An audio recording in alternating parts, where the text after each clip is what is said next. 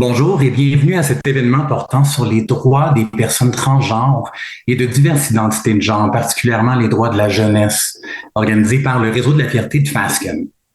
Je m'appelle Terry Lapierre, mes pronoms sont il, lui, et je suis associé en droit du travail et de l'emploi au sein du bureau de Québec de Fasken. Je suis également coprésident avec mon collègue Alex Bennett du comité organisateur de cet événement que nous présentons fièrement en collaboration avec Egale Canada. Vous savez, la date de cet événement n'a pas été sélectionnée au hasard.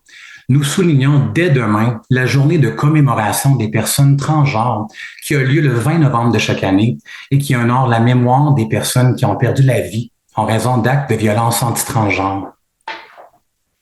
J'aimerais faire quelques commentaires sur les efforts de réconciliation. Vous savez, les Premières Nations, les Inuits et les Métis sont présents au Canada depuis des milliers d'années. Ces peuples autochtones ont un attachement profond et constant à ce territoire. Chez Fasken, nous reconnaissons avoir un rôle à jouer dans le processus de continu de réconciliation entre les communautés autochtones et non autochtones, tant ici et ailleurs au Canada. Nous sommes engagés sur la voie de la réconciliation en adoptant un plan dont l'objectif global est de contribuer de manière significative à la réconciliation. Je vous invite à prendre connaissance de quelques directives aujourd'hui. Vous pourrez consulter la diapositive d'information qui s'affiche sur votre écran. Et avant de partir, on aimerait beaucoup que vous preniez une minute pour répondre à notre sondage. Vos commentaires sont précieux et nous les apprécions. Sachez aussi que la séance d'aujourd'hui est également accréditée pour les crédits EDI du barreau de l'Ontario. Et à la fin de la session, vous recevrez un certificat automatique avant de vous déconnecter.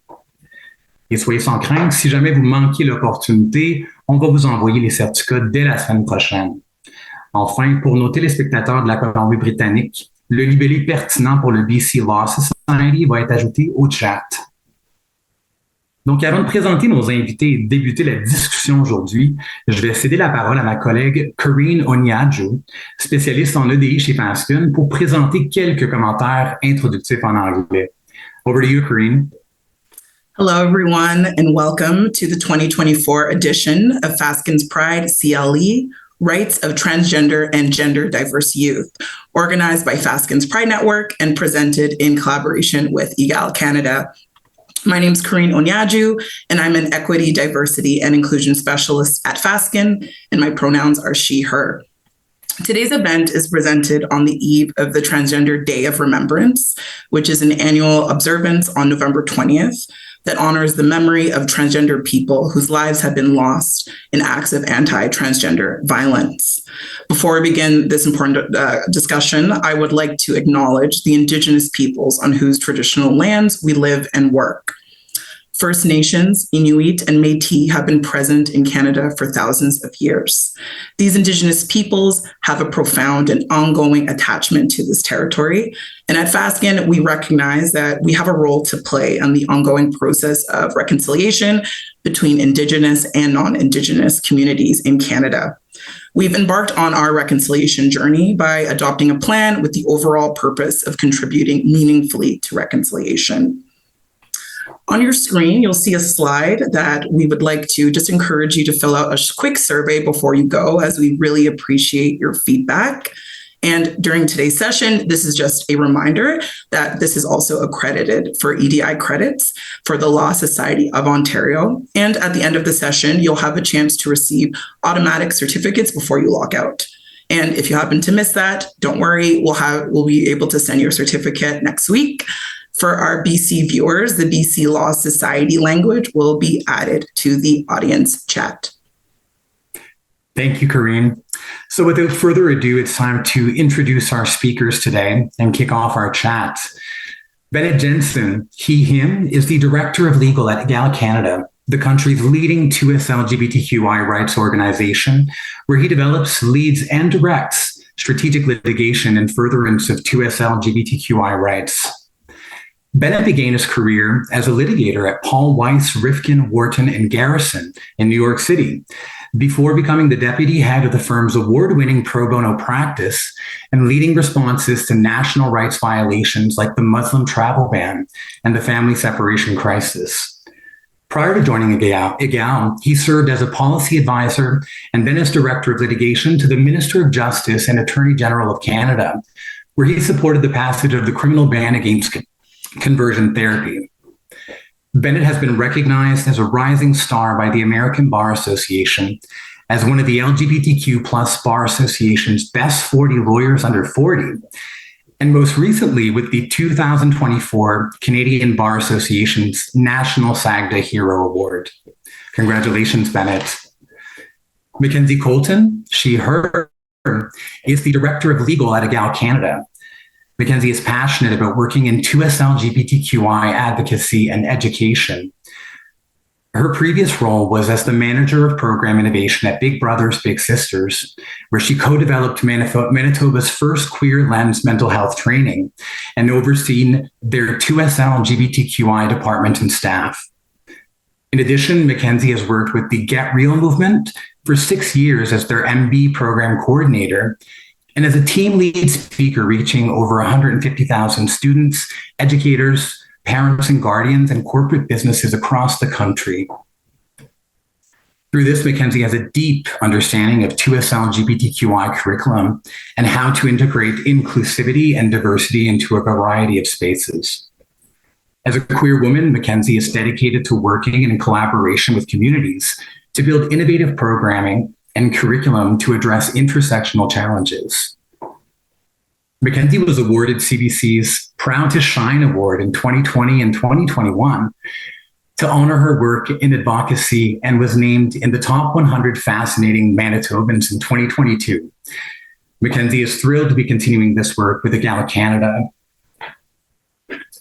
Bennett, Mackenzie, we're thrilled to have you with us today. Thank you for joining us for this important discussion on trans and gender diverse youth. How about we kick off the discussion by having you tell us a bit about yourselves and about the important work you've been doing with Egale. Bennett, would you like to begin? Sure. Thank you so much for having us here today. So I'll start just by giving a bit of context to Egale as an organization. Egale was founded in the 80s, initially by lawyers and focused on the newly enacted Charter of Rights and Freedoms and making sure that it and other legislation in the country protected largely gay and lesbian people at that time. So much of the work of Egale through the 80s and 90s was about making sure Section 15 protections extended to protections on the basis of sexual orientation, and similarly other human rights codes, public benefits policies, that kind of thing. This all culminated with the legalization of, or with the achievement of marriage equality, the legalization of same-sex marriage. And with that achievement, the organization really broadened to focus on making sure that the rights on the books actually extended to more inclusion in the lives and the lived experiences of, at that point, gay, lesbian, trans, bisexual, and other queer individuals. And so when my colleague Mackenzie speaks, she can tell you a little bit more of that inclusion work. I've been at Egale for about just over 18 months now and came in to relaunch our internal legal capacity. And so in the intervening decades between the early 2000s and about a year and a half ago, Egale did incredible work in the courts through interventions. And this was all undertaken or led by an external legal issues committee that was a series of volunteer lawyers from a number of national law firms that watched court developments and looked for opportunities to make sure that protections extended to queer and trans people as well through interventions. And unfortunately, fortunately in some ways, because I do love my job, but unfortunately that it was necessary. We realized, we looked south of the border into the UK and to trans in Canada and realized that our communities would require recourse to the courts in a way that hadn't been necessary in some decades. And so my position was created. And what I've been doing in the past almost 2 years is initiating litigation more in response to some of the rights violations that we'll be talking about over this program. So our work is primarily, our legal work primarily right now is in the courts and has taken on a really real defensive posture, like I said, in responding to violations of rights. But we still have this external legal issues committee and seek to intervene in cases to make sure that we're moving the ball forward as well. And I guess the last thing I would say, you mentioned some of my background in the States. I helped run the pro bono practice of Paul Weiss under the first Trump administration, and didn't think that skill set would come in handy again. And unfortunately, we're seeing moments in Canada, across the country, where broad rights violations are happening that are having really devastating impacts on the population and require sort of coordination and strategic organizing of the legal community. And so that skill set is unfortunately coming in handy now. Okay. Thanks, Bennett. And thank you again for having us today. We're looking forward to the discussion. So I am the director of learning at Egale. So I oversee anything education related in a variety of sectors. And our team at Egale is made up of instructional designers, research officers, facilitators. And we are lucky to work in a variety of sectors: corporate, healthcare, legal, in the schools, with different social services across the country. And so we are able to get a really good sense of trends nationally, trends in different sectors, and where those things overlap. And so I would say the intersection that Bennett and I's work cross over is really relevant to see the ripples of these policies, these bills that are introduced, and understanding how is this playing out in people's lives at so many different levels across so many different sectors. And so I'm lucky to be able to facilitate leadership training. I was at the PRISM conference this summer and had a chance to really hear where you are facing these individual topics and where we can help empower and give tools and help build confidence to really get a sense of what are the issues, what are these topics, how are they impacting people's lives, and what can I do about it? And for me, that's really where that passion lies, is the what can I do about it part, and helping people understand that we all play a role in this. This is a bigger topic than just one individual group in one individual sector. This impacts all of us because it impacts human beings. And so we all have a commitment that we can make to make the world better. And especially, as Bennett mentioned, amidst different things in different countries, but also in our own country, looking at ourselves and saying, what do I have the power to impact and change? And that does come through a lot of our education work at Egale. Thank you, Mackenzie. Thank you, Bennett. I have a feeling you've been very busy, Bennett, in the last 18 months. And Mackenzie, you mentioned the PRISM conference. I had the pleasure of attending and seeing you speak, and it was lovely, very encouraging and inspiring. So there's been a lot of talk today about trans young people lately, and I think it would be helpful for our viewers if you could help demystify this topic and discuss some of the issues that trans youth are faced with these days. Would you like to begin, Bennett?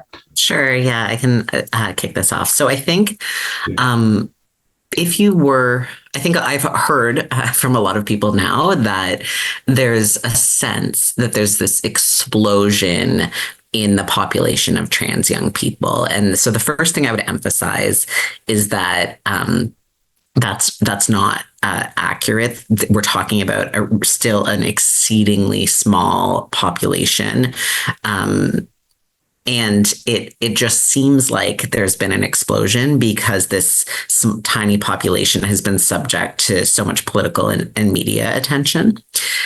And the second point I would make, just to contextualize this, is that most people don't know any trans people. So we'll talk about what's been happening in Saskatchewan in a couple moments, but we did some public opinion polling in Saskatchewan and found in response to what happened in Saskatchewan, but that spanned the country, and found that a third of respondents knew a trans person and only 6% of respondents knew a trans person well. And that all of the views of the respondents flowed from that. So to simplify it, if you know a trans person, you are more likely to understand why some of the policies that we'll be talking about today are harmful. And if you don't know a trans person, you don't understand that, which makes perfect sense. So I think when we think about trans young people, the reality is that most Canadians don't know a trans young person and don't know what it's like to either be trans, be the parent of a gender diverse young person, or be gender diverse as a young person themselves. So this context gives rise to a lot of disinformation and a lot of assumptions that are flawed, and that we're hoping to dispel through talking through some specific policy examples. But I think that there's no denying that, unfortunately, this lack of familiarity has been weaponized by some political leaders. So we see situations across the country that mirror what we've seen in the States, where there's been an ability for some political leaders to garner support by taking advantage of this lack of familiarity and legitimate concerns that parents and other members of the community may have based on the misinformation that they're getting. So this is all kind of theoretical, and I can talk about I'll talk about some specific examples. But MK, anything to add before I go into? Okay. No, I can add context afterwards about what that looks like playing out in the schools for the daily lives of these young people, and some of the parental rights things that you've probably been hearing about as well. But I'll add that once Bennett's finished. Okay, so I'll dive into some examples to help this all make a little bit more sense. And Mackenzie just mentioned one of the most prominent themes that folks have probably heard about just through the media and the political landscape, this notion of parental rights. So it's been really playing out in the context of schools. And what you've probably heard about is, or gotten the impression, is that there is something nefarious happening in public schools that takes a couple of different forms. So one theme you may have gotten the impression of is that there's this effort to sort of force gender ideology or gender openness or exploration, on young students, or that maybe some concepts are being introduced at an inappropriately young age. You may have gotten the impression that young people are changing their genders at school without their parents' knowledge. So none of that is accurate, but I understand if that's the impression you may have coming into these conversations. And it's understandably very scary and concerning, especially for parents, if they're given the impression that something is happening at school that they're not comfortable with or not familiar with, that's affecting the lives of their children. The other thing I would say, I'm doing a lot of context setting, but most things that we hear about trans people in the media are bad, right? So there's still a lot of tropes that exist that are being recycled from, the 70s, 80s, earlier and later against gay people, that they're deviant or there's some sort of threat to children. And so we see those same problematic and baseless tropes being recycled. But we also hear about trans people that there are high rates of suicidality, that there's a lot of discrimination in society, that life can be pretty hard. So I just say that because, again, if you're a parent who doesn't know any trans people and this is all you've heard, and you think that somebody is influencing your child in a way towards a life that feels dangerous or less safe or hard, the reaction of wanting to protect your child makes a lot of sense. So let's actually talk about what is happening. So what's happening at lots of schools is that over the past couple of decades, as queer and trans people have been known and loved and, accepted, there have been efforts in schools as well as in workplaces and more broadly in society to make schools safe and welcoming for all people, so that, and that takes all sorts of different forms. It may be things as small as, just acknowledging the existence of same-sex parents at various ages of younger schooling, to making it possible for students to change their pronouns or names informally at school without first seeking parental permission. So that second thing that I just said, the pronoun policy, is what has been really in the headlines, especially in New Brunswick and Saskatchewan, and now more recently in Alberta. So what these governments have done is to say that there's to impose requirements that parents either be notified and or give permission in advance of these informal pronoun and name changes at school. So again, with all the context I've said, you might think that makes sense. If something is happening at school, parents should know, you might think. So I'm going to tell you why that's a problem, and then we can talk about the litigation a little bit later. But there's sort of two populations that we worry about in school.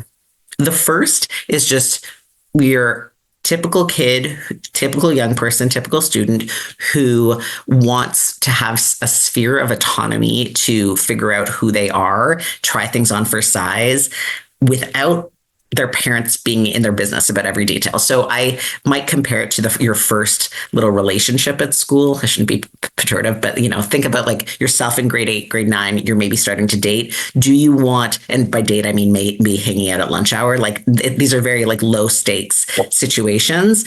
Do you want your parents knowing about every detail? That probably not. You're starting at that age to exert a little bit more independence, self-determination, and autonomy, etc. So we're thinking about young people at that age who may realize that their gender identity doesn't match the sex they were assigned at birth. And so they decide they want to try on pronouns that are different from the ones they've used before, maybe a different name. Again, informally, no legal name changes, nothing changed in terms of official school records. So by the policies pursued in New Brunswick and Saskatchewan, would prohibit teachers and other educators from using the chosen pronouns and names of young people and deny them that sphere of independence and autonomy and the ability to come out to their parents when they're ready.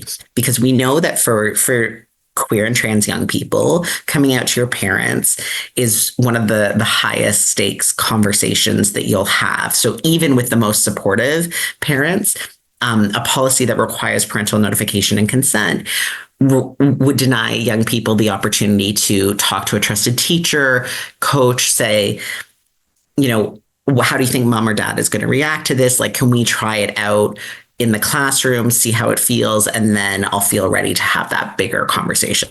So that's one population.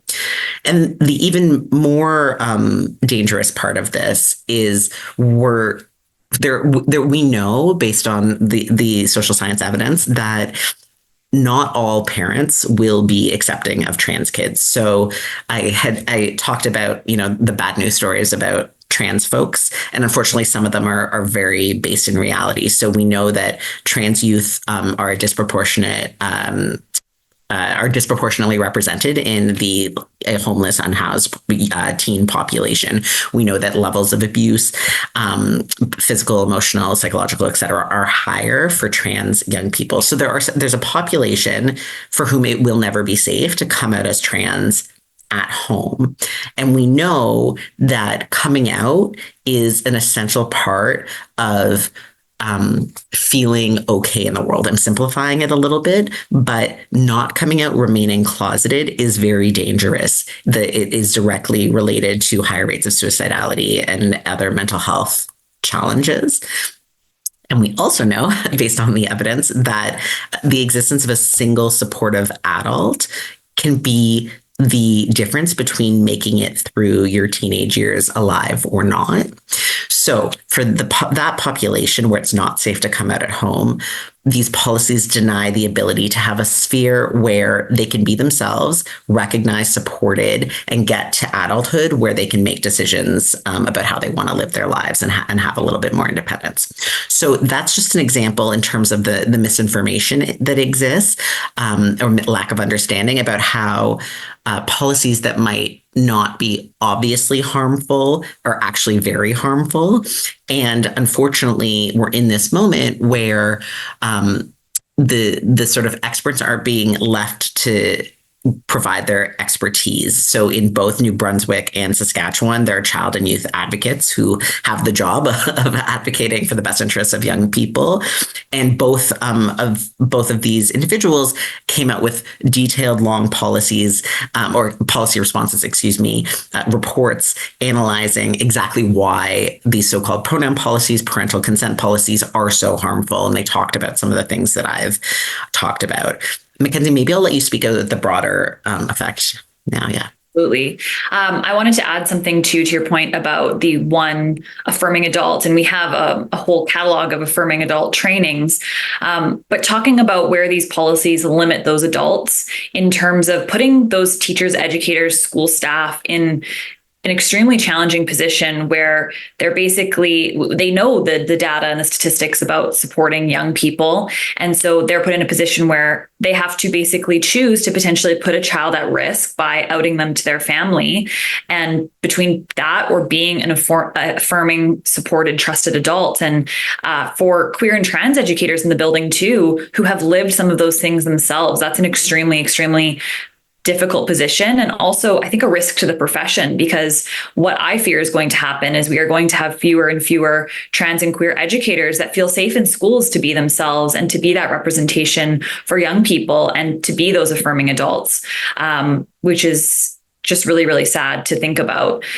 Jumping off of this topic about mis and disinformation, I think one of the biggest barriers that we are finding talking with parents and caregivers and larger support systems for students is what exactly is in the curriculum, what exactly is being taught in schools. You'll see the flashy headlines about, litter boxes in elementary schools for students. And those are really, really harmful narratives. And in the reality, they're not based in any evidence linked to curriculum. And we link all of our products to curriculum, mainly within Ontario, but more and more within other provinces. And I think part of where this lack of understanding comes in is because the curriculum is different province to province. And so when you see these national headlines, it can be easy to make assumptions about what your child might be being taught in schools. But the reality is, and I can give you an example, Egale is just about to release our first ever resource for elementary students that is actually geared towards students and not teachers. And this is a video game about all families. And every single thing within this video game is directly linked to Ontario curriculum. And really all that it is at that age is talking about what families look like and different family makeups and how it might not always be mom and dad. It might be grandma and dad, or it might be two moms, or it might not be a direct relative. It might be a social support circle that you consider your family.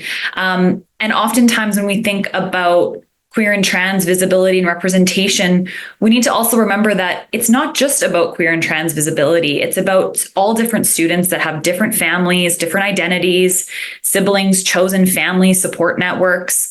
And it's not just about queer and trans individuals. It's about just every single student feeling represented and like they have a voice and can see themselves in their spaces.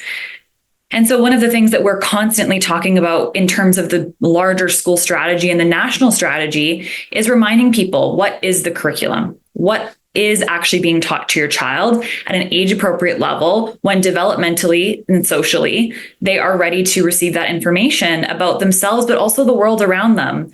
And I think it's such a disservice to not have that education. It might not be for your individual child's understanding of themselves, but what about a friend, or what about a family member, or just someone that they meet into the world? One of the things that we lose sight of when we talk about this is, again, just leaning into those values of education and I think, the values that we want all of our society to have about treating people with kindness. And when we are continually othering people and talking about this stigmatization of curriculum pieces, it paints a world that isn't inclusive, it's not kind, and it's not rooted in the values that we have for educating our young people. And so again, when we talk about this misinformation out there, we have to come back to those messages. And again, coming back to, we want all students to feel safe at school, to feel like they can complete their education and then go and be successful and healthy, happy adults in the world. And bringing it back to that affirming adult, that can be the make or break. And so how are these policies limiting that ability? And again, just setting up this narrative that we're othering people and that they don't deserve absolutely every experience that another student is going to get in their space. Thank you, Mackenzie, Bennett. Clearly, I think addressing, disinformation and misinformation in this context is very important. And personally, as a gay man, I can relate to the need to have an affirming or understanding adult, especially at that age. So the work that you're doing is so important. This is a great segue, actually, into perhaps a discussion on the various legal challenges that Egale has undertaken to address these very issues across the country. Bennett, would you like to give us an update on and a summary of these challenges for our viewers? Sure. And I give you permission to cut me off at any point because some of them have gotten a little complicated, so I can fall down rabbit holes. So I'll try to stay higher level with them. But so in this area, there are right now two main cases, and then anticipated so there's litigation in Saskatchewan, litigation in New Brunswick, dealing with broad policies and legislation around with respect to trans youth. And then there's anticipated litigation in Alberta that I can talk about as well. So in New Brunswick and Saskatchewan, there are very similar policies on the books. In New Brunswick, it's a policy. In Saskatchewan, it was originally a policy and is now legislation.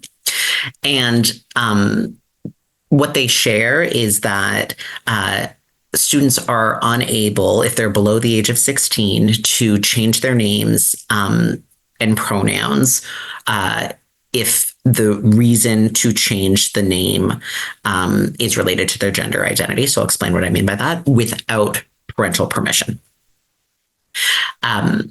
So the little caveat I said was that both the former premier of New Brunswick and the current premier of Saskatchewan have been clear that if Michelle wants to go by Mike, not for gender reasons, there's no parental permission required.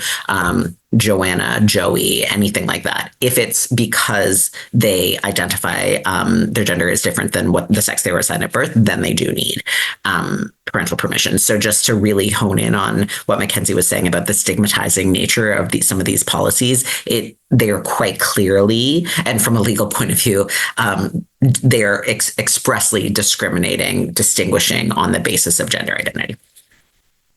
So in the policy change in New Brunswick happened first, but the litigation in Saskatchewan happened first. So I'll deal with Saskatchewan first. So in Saskatchewan in August of 2023, the government introduced a policy that initially also seemed to require the automatic outing of any student that came out. So the teachers were told that under the new policy, they were to call home if a student came out, even if they said that, they retracted their request to change names or pronouns.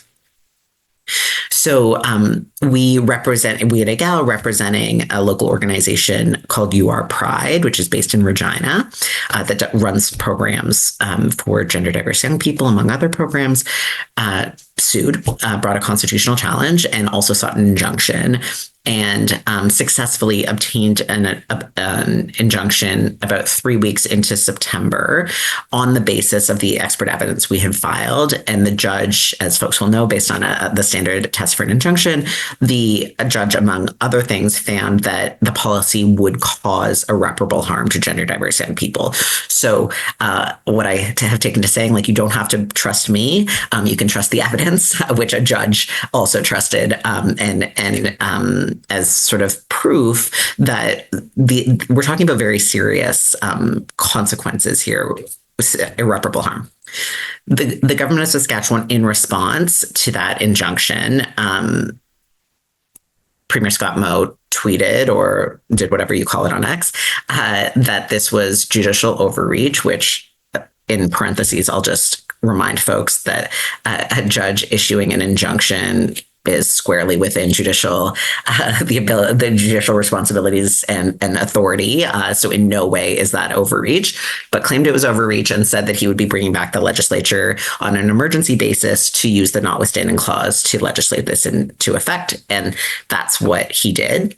So in that case, we are now sort of fighting over the scope of the notwithstanding clause. So what does it mean when a government uses the notwithstanding clause? The issues are very similar to the hack case out of Quebec, where the Quebec Court of Appeal early in this past year found, and I'm simplifying it, but pretty much that the courts have no role of judicial review once the legislature uses the notwithstanding clause. We disagree with respect, and the Court of King's Bench in Saskatchewan also disagreed and found that there is the potential for declaratory relief, whereby a court would analyze and potentially find rights violations, even if it didn't have the power to strike down the legislation due to the use of the notwithstanding clause. So those issues are, we've just argued them earlier in the fall before the Saskatchewan Court of Appeal, and we're waiting that decision. The one additional thing I would say about the Saskatchewan legislation is that, and litigation, is that we had originally brought our challenge on the basis of sections 7 and 15. So arguing that the policies violate the right to security of the person and the equality protections of the charter. The notwithstanding clause, folks may or may not know, has to be used with specificity. So the legislature has to identify the specific provisions of the charter that the notwithstanding clause operates with respect to. So the legislature chose to have it operate with respect to sections 2, 7, and 15. We amended our application after the legislation was passed and added a claim under section 12. So most people will be familiar, to the extent they're familiar with section 12, will be familiar with it in the incarceration context, the right to be free from cruel and unusual punishment. The language is actually cruel and unusual treatment or punishment. And so our argument is that the cruel and unusual treatment standard is met in this case, where you have state actors being required to cause harm to the school population or to a population of the student, a segment of the school population. So that's the Saskatchewan case. It's most likely, I would guess, to go up to the Supreme Court unless the Hack case proceeds quite quickly and guidance is obtained there. But we, as a legal community, are really awaiting guidance from the Supreme Court on what the role of courts are once the notwithstanding clause is used. In New Brunswick, we're in an interesting moment because the CCLA initiated the challenge, and then Egale, on behalf of itself and 3 other queer and trans organizations, these ones based in New Brunswick, intervened as parties in that litigation. And so that challenge is a judicial review and a constitutional challenge of New Brunswick's version of this policy. And that where that litigation goes is a little bit up in the air. It's still technically proceeding, but of course there was an election that changed governments, and the newly elected premier is opposed and to the parental consent policy, and has publicly stated that she intends to follow the recommendations of the Child and Youth Advocate. And so we'll see where that litigation goes. But that was a very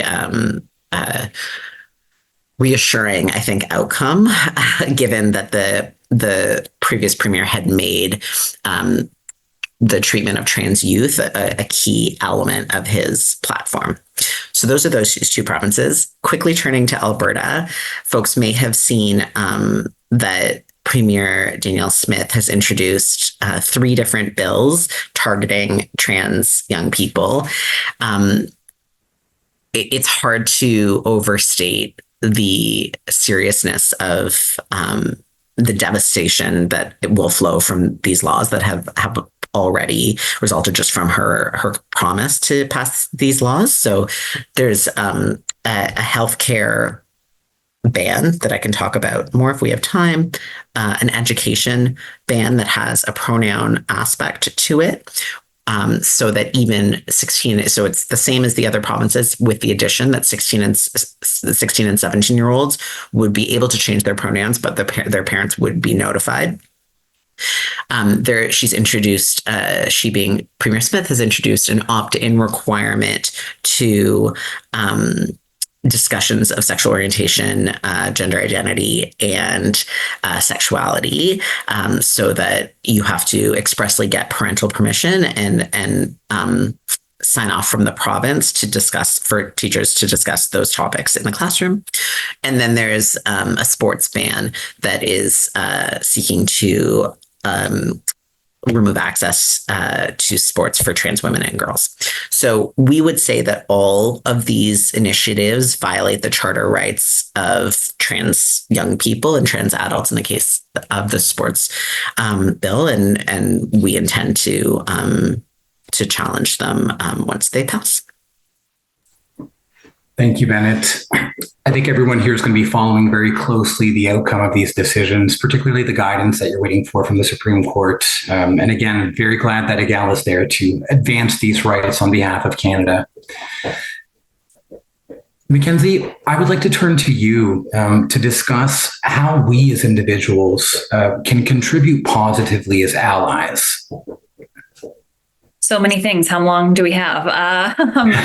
Before I jump into that, I also wanted to touch on one of the last things about this opt-in policy and the dangers around that, because while we're talking about all of these policies, we are rightly so discussing the dangers of not having young people's identities be validated and affirmed in the spaces. But one of the things that I don't think we're talking about enough is the danger of the lack of education around some of these things. We know teenagers are going to go find that information themselves, whether or not it's reputable, safe, and age-appropriate information. That is now what is the question. And so it's not a situation, and again, I think there's a lack of understanding around this. It's not if we don't teach people about gender identity and all of these different components, they just won't know, and so therefore they won't come out or feel aligned with those identities. It's not that. That is not the assumption that we should make if it's not taught in schools.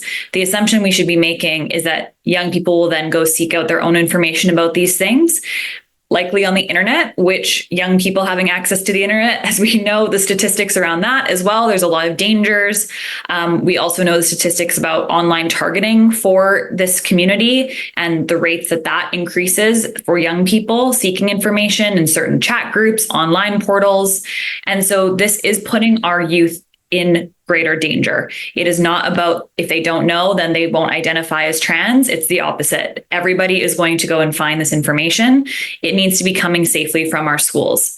And so that is one of the biggest things that I am advocating for on the school side, is to understand and educate parents on the dangers of social media, how, again, these young people can be targeted and harmed further by not having access to information safely and at school. Jumping into your second question about what we can do about it, There's sort of two buckets that I'll talk about. The first is to keep having these conversations. A lot of people aren't informed. A lot of people aren't necessarily seeking out that information on how to be allies. And so that's where we come in. If you are feeling confident as an ally, share that information. If you're not feeling confident as an ally, we can support you. We have a ton of resources on our website about what you can be doing in this moment. And a lot of those things come down to crucial conversations, courageous conversations, and talking human to human. If you hear somebody, at a water cooler or at a function, or even within your own dinner table conversations, say something that isn't necessarily aligned with facts or the truth, asking them a question. Where did you hear that from? Or why is it that you think that way? Did you know this? Did you know that? Here are some resources. Even just taking that 1 second, which can be vulnerable, and we understand power dynamics in different situations, and Bennett and I realize all of that, but taking that one moment to maybe clarify something or say, actually, I learned at this panel that that's not what's happening in schools, and this could be the danger of that. That does shift mindsets, that does open hearts, and that is the work that Bennett and I always talk about doing, is those individual conversations with people that really do shift perspectives and make the world a safer place. So that's, I would say, bucket one of what can we be doing in these moments. The second bucket is to, I think, for educators or those with young people in your lives in provinces where these pronoun policies are coming into place, understanding that that is one piece of a really big puzzle of inclusion efforts. And we don't want to diminish and say, well, yes, pronoun policy, but you can do all these other things. But at the same time, there are so many other things we can be doing to be affirming to young people, even amidst the introduction of these really scary policies. And so for me, I'm talking with teachers and educators about what signage can you still have in your school to signal inclusion and allyship, where you can have queer representation, understanding that, again, the curriculum is there to support you in some ways. That's going to get tricky in Alberta if this policy comes into effect, but how can we be creative with providing representation, having role models in schools and in society for these young people, and championing these events? If there's a local pride parade, bring a young person in your life to that. They might not be in a school where that is something that is being currently championed, but you as an adult in their life can provide that support for them. And to say, if you have questions, you can come to me about this and I can make sure you have access to this information. I support you. I am here for you. You are valid. All of these things are super, super important to make sure that young people feel seen amidst the uncertainty in their school environments. Bennett, do you have anything immediately to jump in, or do you want me to just keep going? I'll just give you a chance to catch your breath. But no, I agree with everything you've said. Of course, what I've been saying when asked in the context with lawyers, I honestly just say, get more comfortable saying the word trans.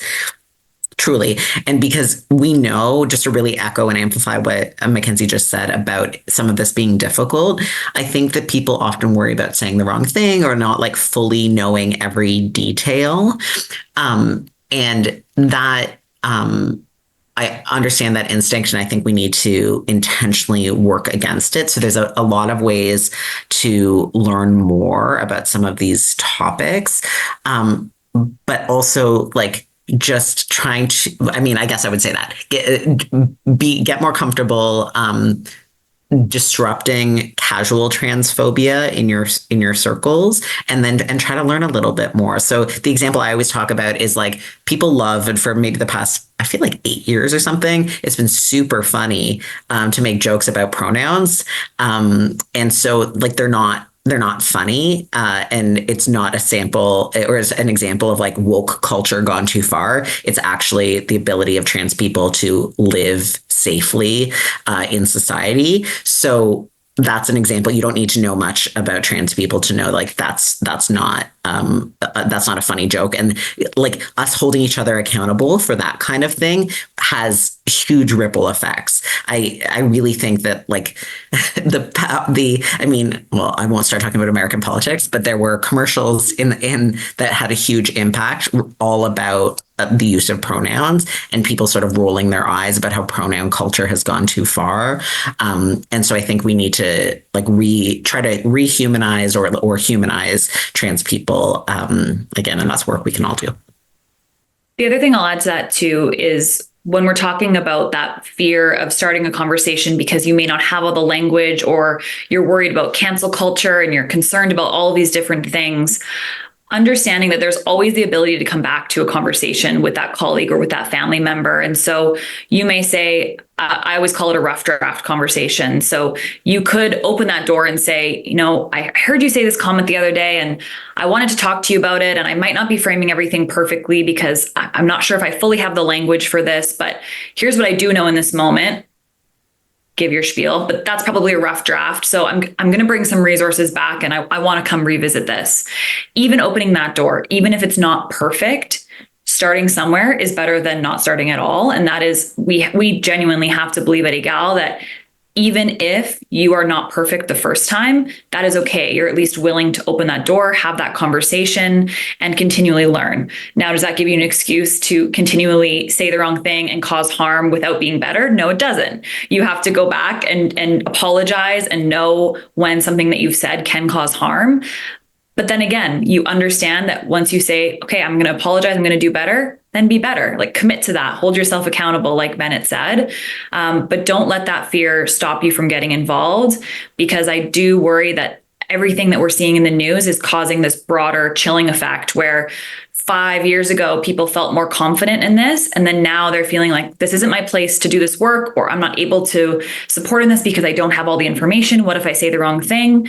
And that's not helping anyone at the end of the day. You probably have more skills than you know to be a strong ally for queer and trans youth. And it's really, really important to remember those skills and to trust yourself and to know, have that rough draft conversation. It could open a lot of doors for you to do more learning, for you to educate others, and again, to create a better world for everybody. And that is what we have to keep encouraging people to do, is start somewhere.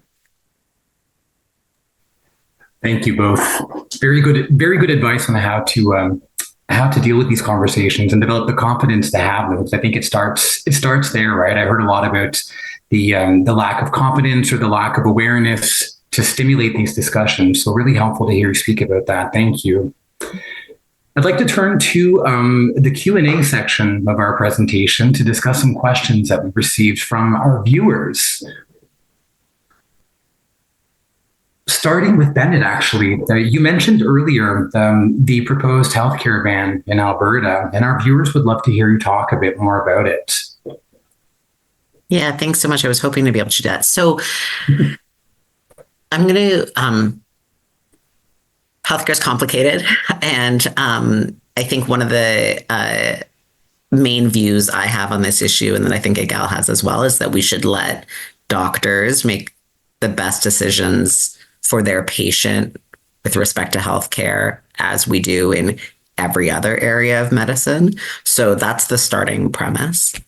But I'll just throw some other facts out at you. So fact one is that not all trans people transition medically at all, so have any interventions. Some do because it's appropriate for them.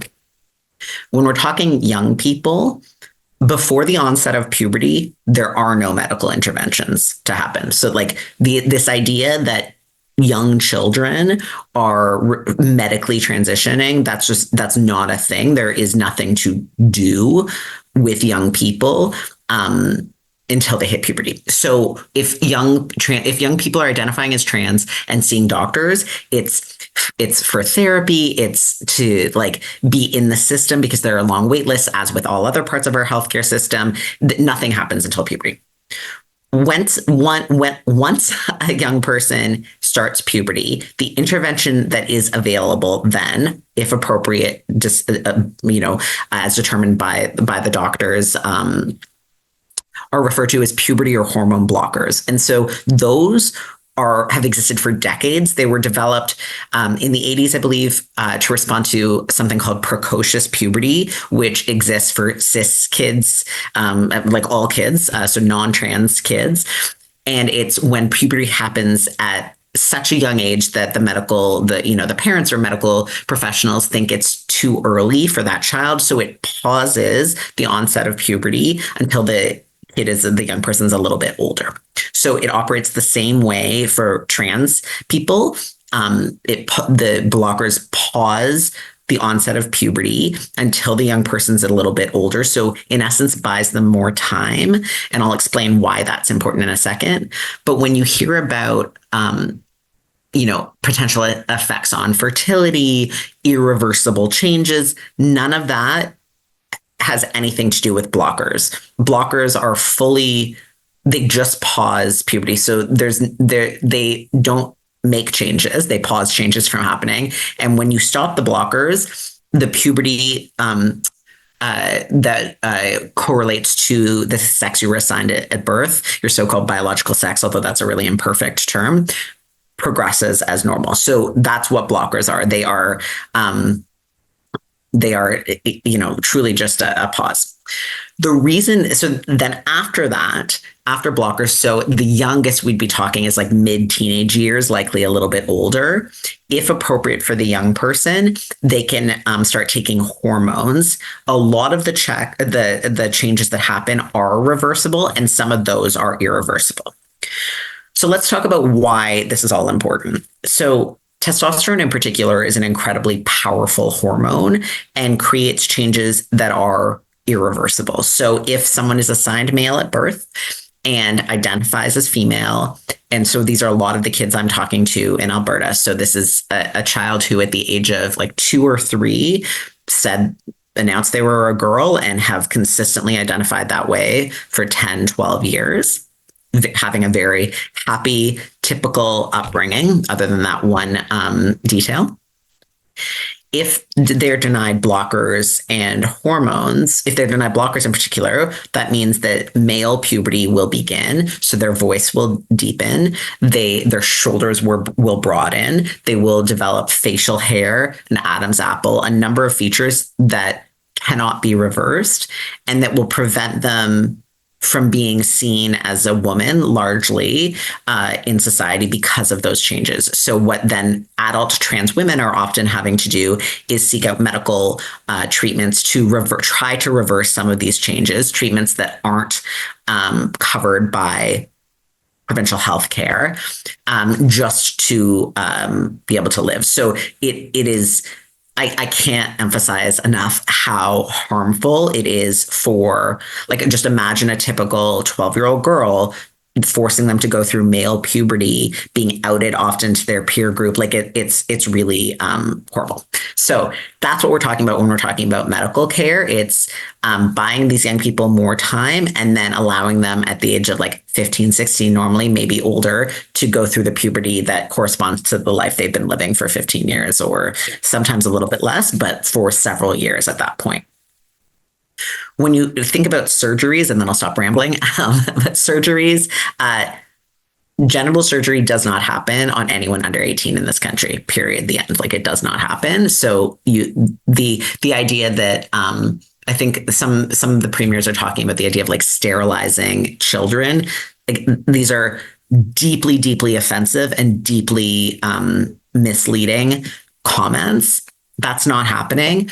Occasionally, top surgery, so either a mastectomy or breast augmentation, can happen on older teenagers, so that happens occasionally, very infrequently, but it does happen.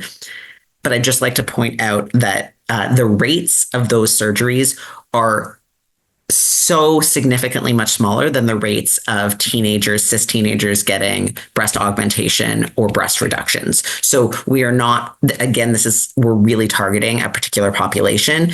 And all of this is animated, I think, unquestionably by a belief that there is something wrong with being trans, and we need to prevent young people from becoming trans if we can, which can't happen. That is all also unconstitutional and violates all sorts of charter rights, but I'll save that for litigation. That's the healthcare. And to add to that, the challenges to access gender affirming care in this country.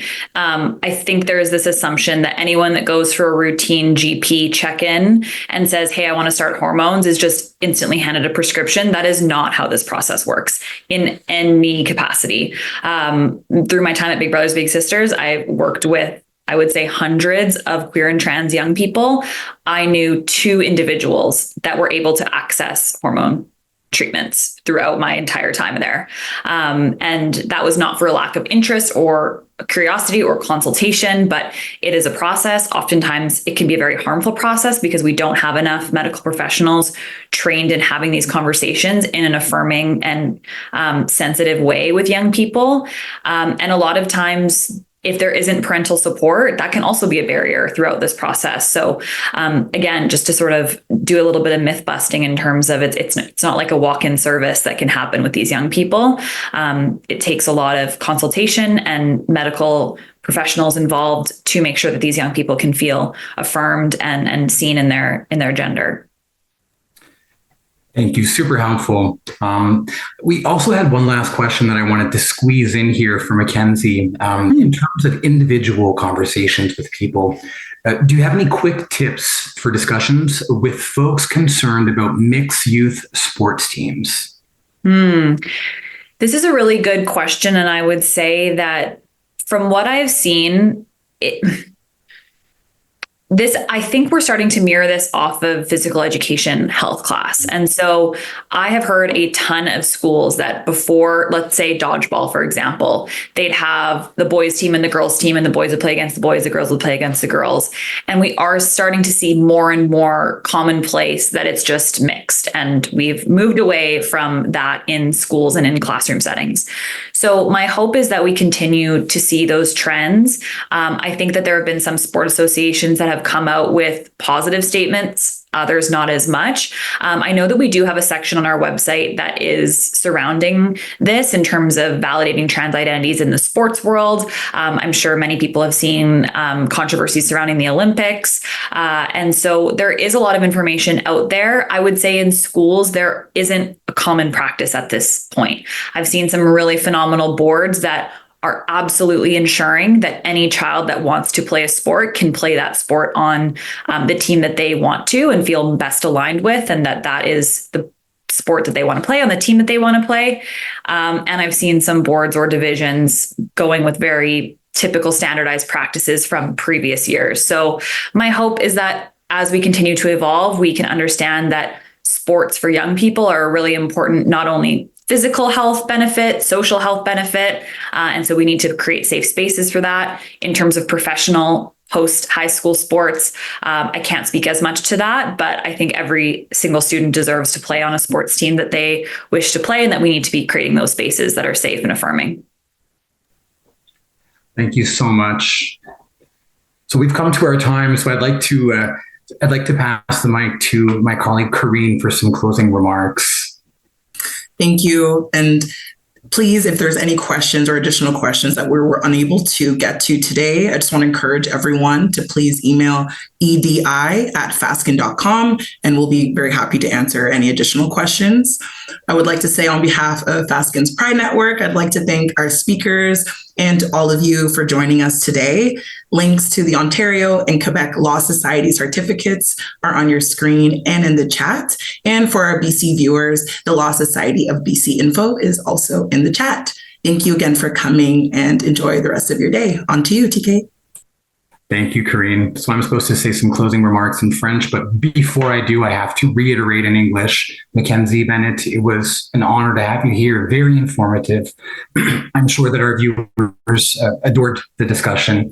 You really helped to demystify the topic and to help us understand what can be done and what is currently being done to ensure the protection of the rights of trans youth. So I really thank you for that on behalf of Fasken and our Pride Network and all of our viewers.